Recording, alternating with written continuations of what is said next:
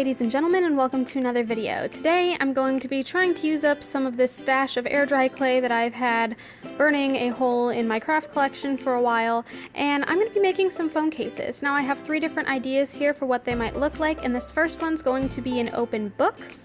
I thought this was going to be a great idea. You'll see a little later that this was kind of my least desired one. It broke, to be frank, it broke. But here I'm just kind of making a mini version of what it was, just to show you what it looked like.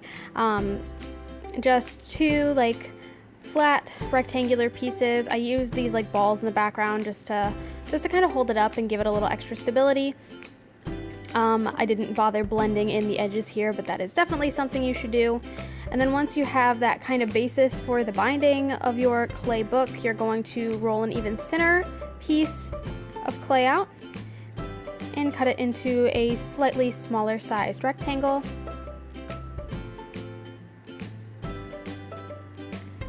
Then with that done, you can peel it up and just kind of give it a little bit of a lift in the middle to almost look like it's falling over maybe. And I do that to the other side. It gives it a nice little cartoony book look to it, and this is kind of how it would sit with the phone. So the next one is going to be a design that I've seen done in ceramic a couple of times, but what I wanted to see if I could recreate it with just some clay.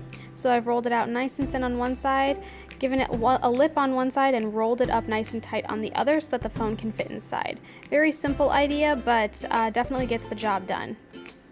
And this last one, I'm kind of forming it into an ovular egg flat on the bottom shape and cutting out a little bit of a notch. I'm actually gonna smooth that out and kind of stick my phone into it just to make sure that it actually is the right size. There we go.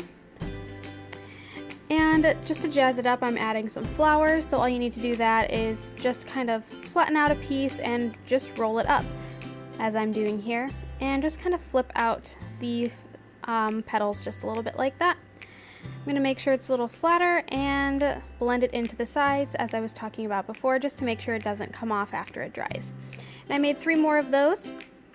Made sure to blend them all into the sides.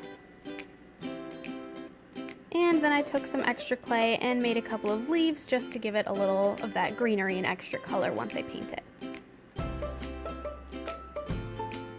And the phone fits. Now I'm just kind of moving on to the painting. For this simple one, I just went for a plain kind of like ombre design. I went for some varying shades of pink from dark to light.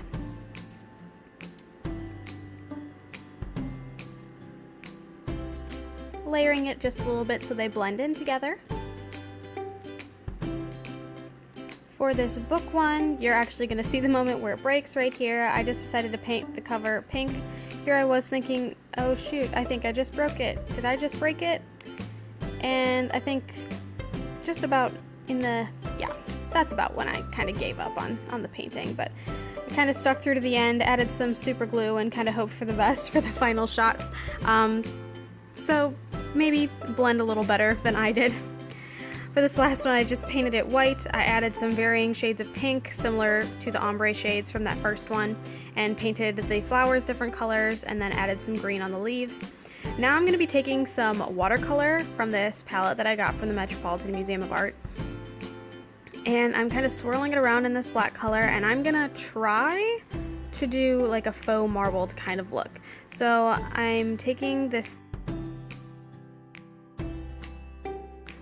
thin paintbrush, and I'm creating just tiny lines all over in varying patterns. After I finish up this front design, I started adding in like bigger dark patches. It definitely looks a little streaky, but I knew I was going to go over it with some water after this just to kind of dull it out. So I made the lines a little thicker with the water, and then I went over actually just the whole thing with a large brush and kind of tried to fade it out just a little bit, so instead of looking black, it looked a little more gray. And that's what that looked like after I'd gone over it with some water a couple times, and now I'm just going to go back in with that black and re-add in some of the darker lines. So by the end, it looks a little something like this. And this is how my 3 phone cases turned out. I don't sculpt a whole lot, and I'm pretty sure this is Well, this is a pretty good example of why I don't. The book is kind of hanging on by a thread. I'm not actually going to put my little sample phone in there to show you because it's a total nightmare, but if done appropriately, I'm sure the design would still stand. This is definitely my favorite, though I will say it still doesn't look excellent. I'm still trying to perfect, or really just even work on at all, my sculpting skills, and hopefully I can get some chances in the future to keep improving on them. So thanks for coming along for the ride.